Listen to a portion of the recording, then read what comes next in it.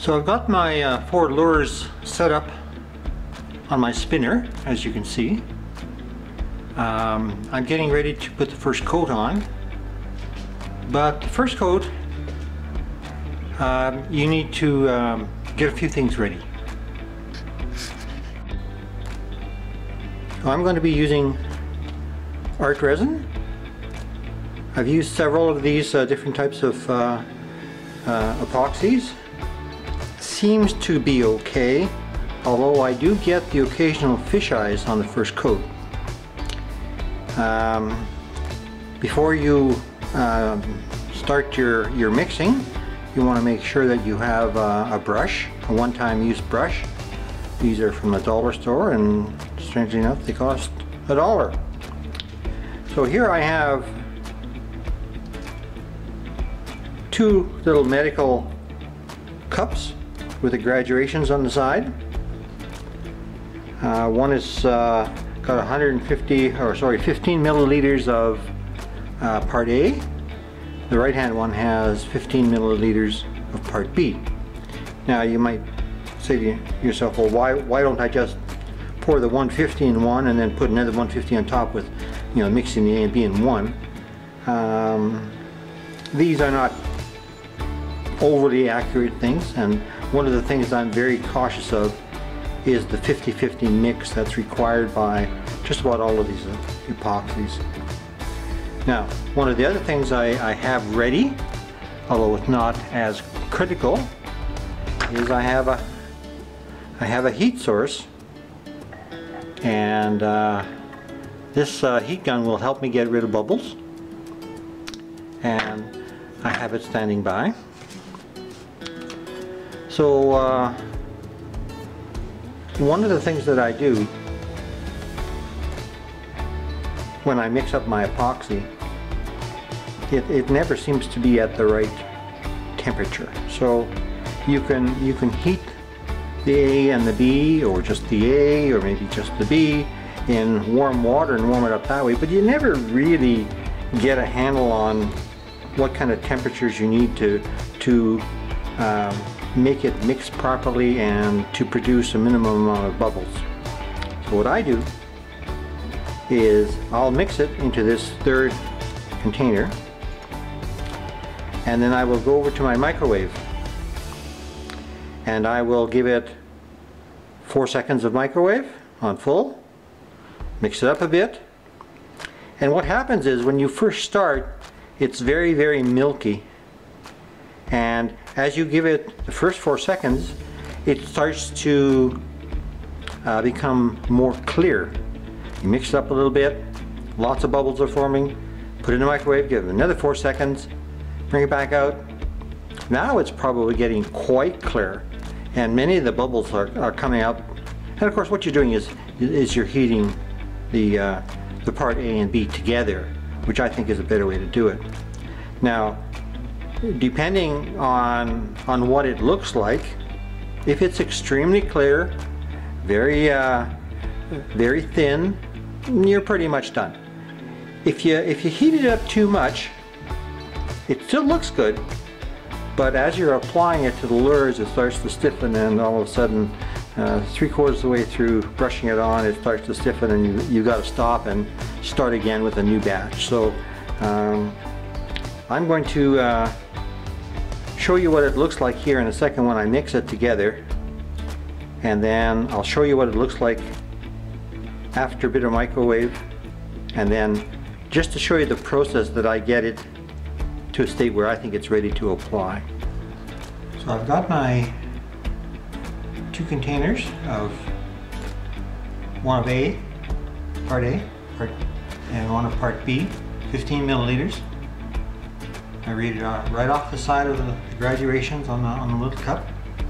And here we go. We start to pour in whichever part I have. I don't know if it's A or B, it doesn't really matter at this point.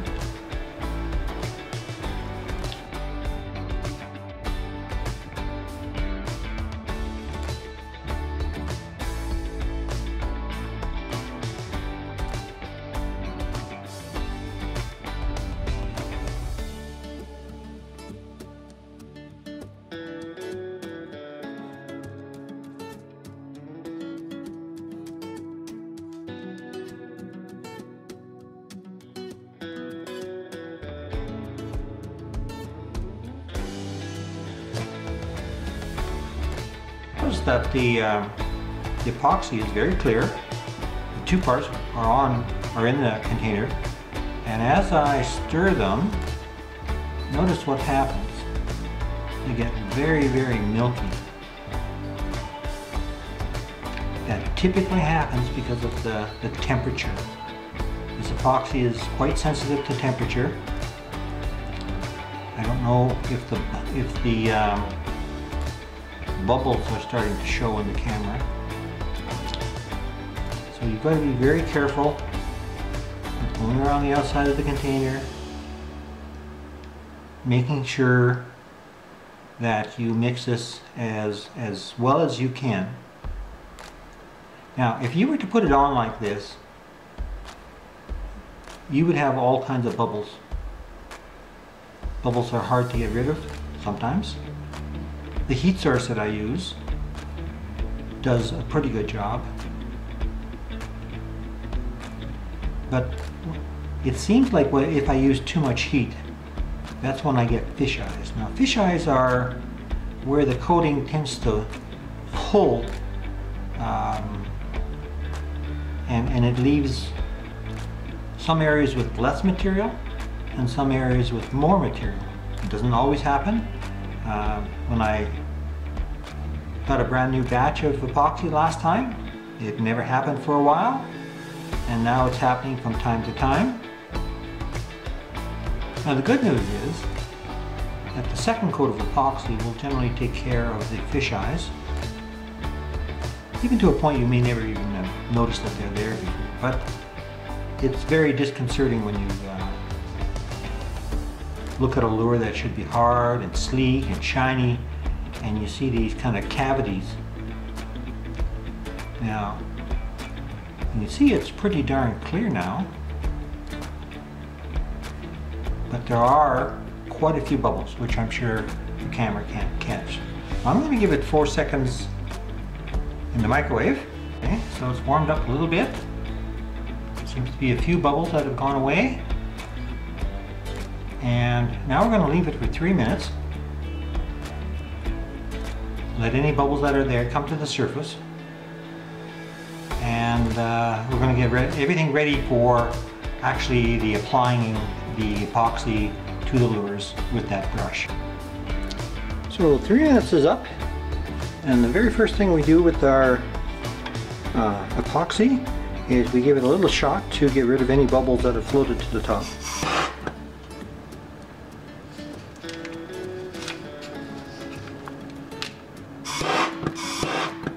A couple shots like that, and you're done. You'll need this later, however.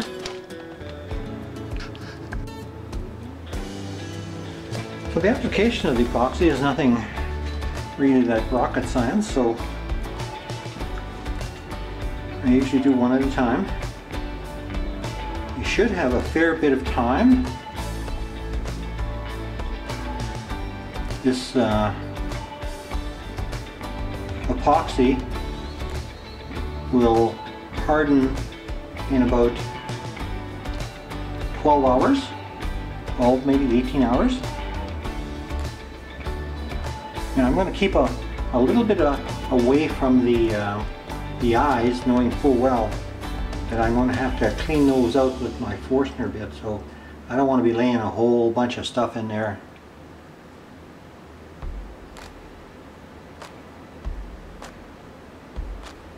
Okay, you get the idea.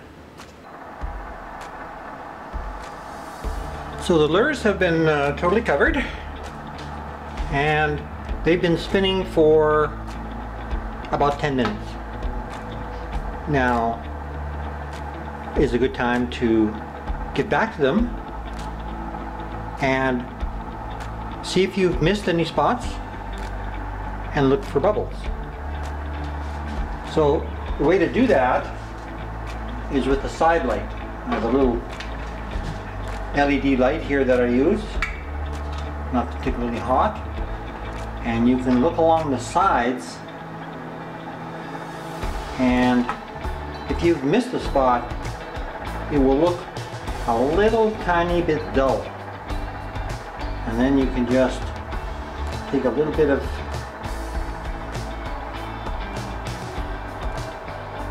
epoxy and fill it in. Now, you do have 2 more coats of epoxy, so you will get them eventually, but the more you do now, the less you have to do later. Now, I don't know if you can see this, but along the back of this is the place where I had a bit of a problem and I had to fill in when I took the tape off. Now, you can see it, but we're going to get back to that later on after the first coat of paint on the back and see if you can actually see that. Now, other things that you're looking for, you notice that there's a little bit of a spot on top of this lure that's missing some epoxy, so that's a good time to fill it in. But you're also looking for bubbles. I can see a few bubbles. Now, one thing you don't want to do is go all crazy with this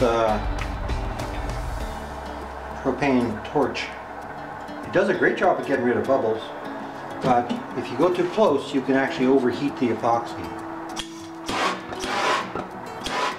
And if you do this, you can see the little bubbles popping. And normally the bubbles form more on the first coat, and that's also where you get the fish eyes coming in. So I can't prove this, but I think fish eyes and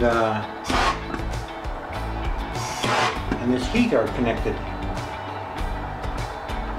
If anybody knows a really good epoxy and would like to let me know what they are, what it is,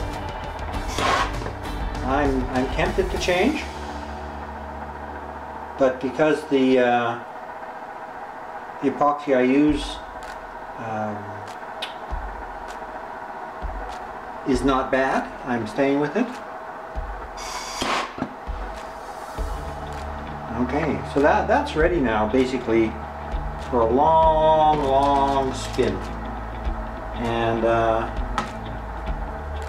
I'm going to roll this whole unit back into the other room, and where the cat can't get at it. Shut the door, and I'll check on it in about 15 to 20 minutes, because that's always a good time to look for bumps and bubbles and things like that. But I may look one more time, but after that it gets harder and harder to fix them. So if you haven't found a problem by then, you're probably going to have to let whatever happens happen, and then take care of it when it's hard. Okay, here we go.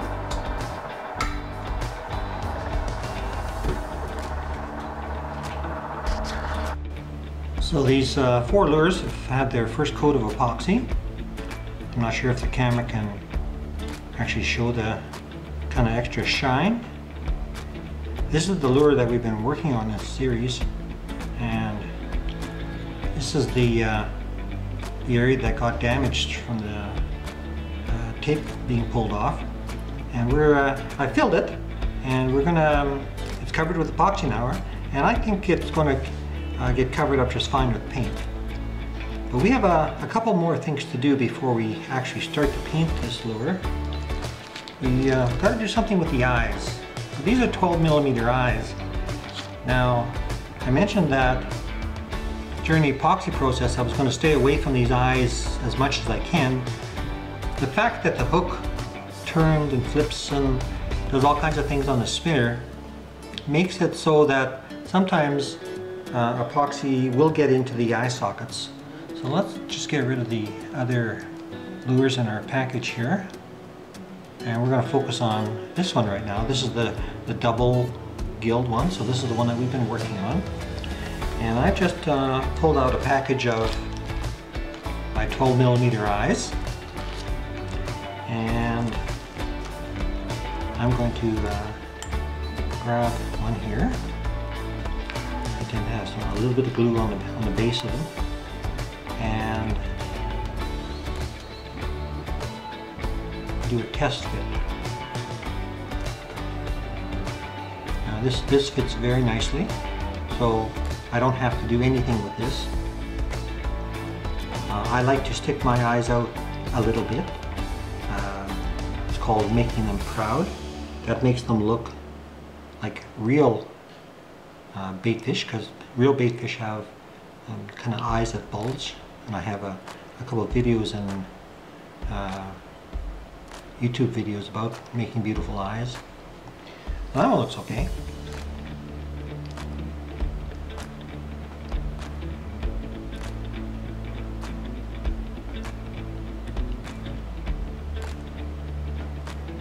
And that one looks just fine as well. So one thing I do with my eyes is I use 5-minute epoxy to glue them in. And you might say, well, you know, everybody uses super glue. The problem that you'll have a little bit later, super glue works fine, and once they're hard, they're hard.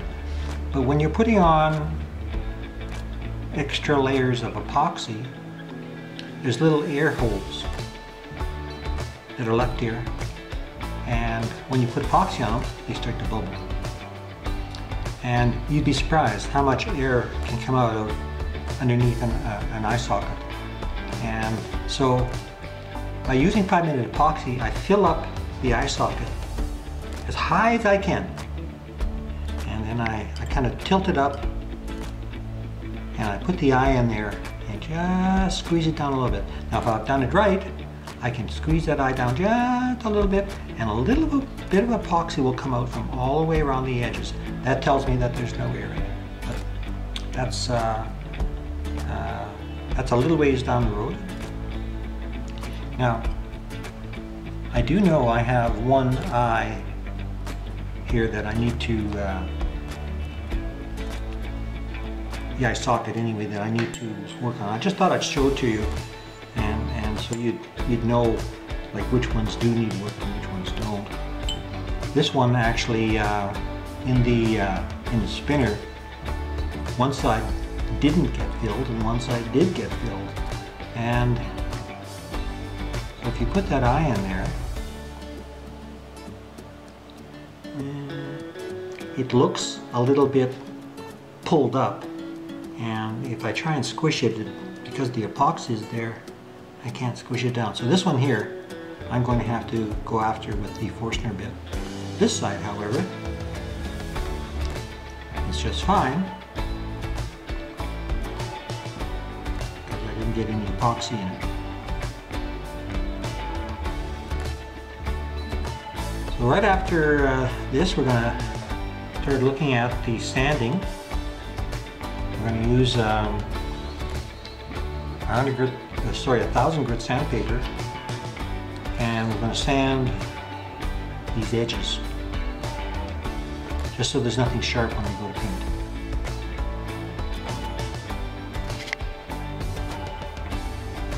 Our next job is to take care of these edges here, these joins. Now the epoxy will have filled in any holes, but you gotta run your finger along there to see if there's any sharp edges. Now this one, for example, has a little bump right here. I'm not sure where that came from, but we're going to take care of them. And of course, wherever there's tin foil, or aluminum foil merging into the paint, you want to feel as well, because we're going to use 1,000 grit paper to sand off those rough spots. So let's get some.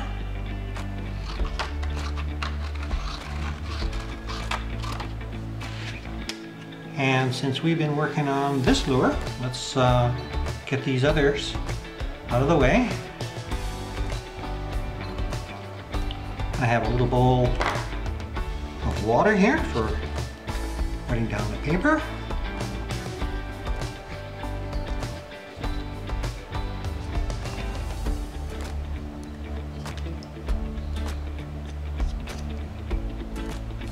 And I just go over this edge. The idea being that when you paint this back, where the foil joins will be invisible. Now the coat of epoxy, of course, has filled in any of the little holes. The actual gap between the aluminum foil and the paint. And this is just to take off any little burrs, any little pieces of aluminum sticking up. And of course your fingers are by far the best test. Now that just feels beautiful. Get up here, and quite honestly, if your fingers can't feel a problem, then there probably isn't a problem. And when you do that first coat of paint on the back, it'll be just perfect.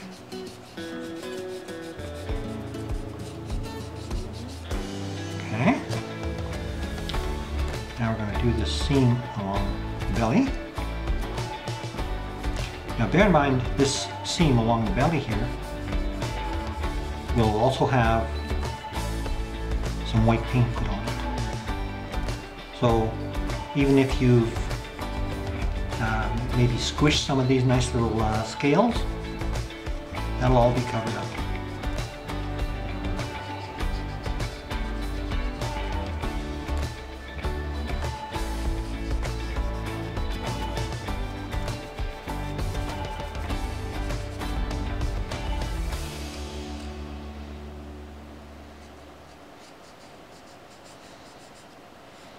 And again, there is 2 more coats of epoxy to go, so any little humps and bumps that haven't got quite covered up with the first coat will certainly get covered up with subsequent coats.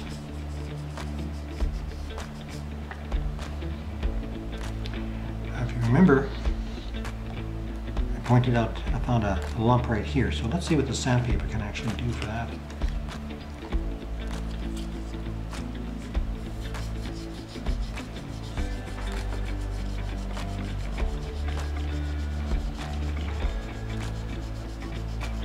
Don't worry if you actually sand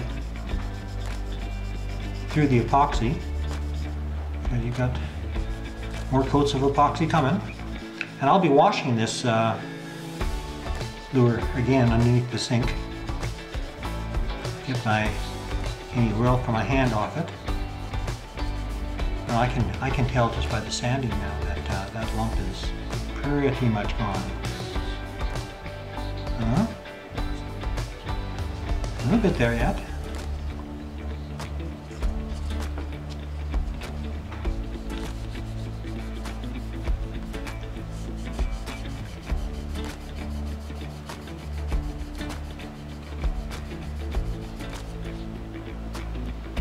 Yeah, she's just put over.